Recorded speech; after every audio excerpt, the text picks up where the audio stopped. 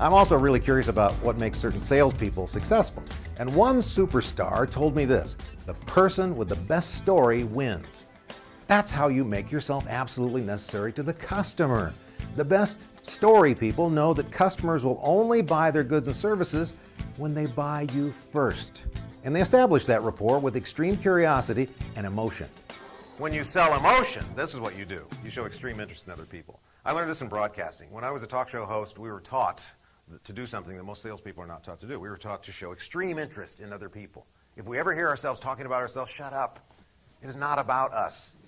For a talk show, we only have these people for 7 minutes. We have to do the best we can do to create instant rapport and get them to open up and say things they would not normally tell other people. I'm going to show you an abbreviated interview that I did with the late billionaire Malcolm Forbes, and I've even ticked off how many questions I asked him. Well, I want to get to our audience because I know they've got a lot of questions for Malcolm Forbes. Can we do that? If you were to lose all of your money today, what would you want to do for a living? Find it.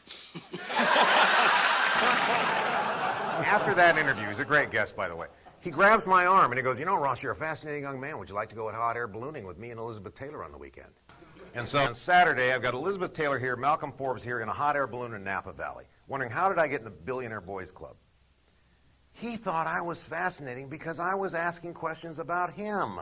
If you want to have instant rapport with people, if you want to create relationships that get off to on the right foot, focus on them. Those people can't wait to run back and see you so they can talk about themselves.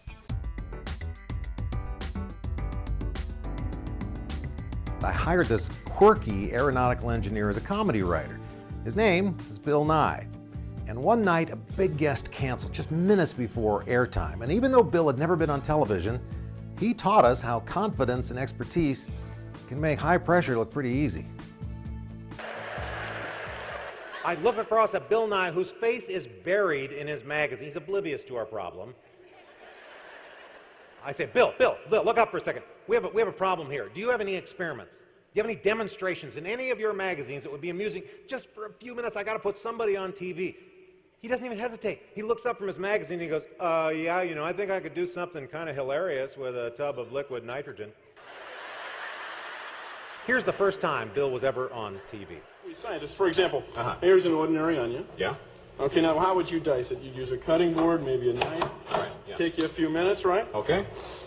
In the liquid Into the liquid nitrogen. Doesn't take long at all.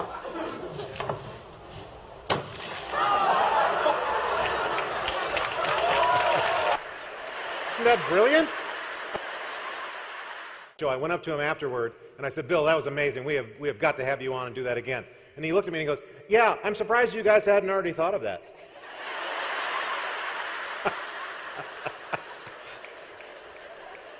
You can't think of everything. You can't think of every great idea and great innovation and great sales trick and sales. You can't think of everything. Mine the experience and differences of others. From stand-up comedian to Emmy Award-winning television host to human resource training film producer to business author, and now one of the most profound and enthusiastic keynote speakers in America on motivation, business relevance, and customer empathy.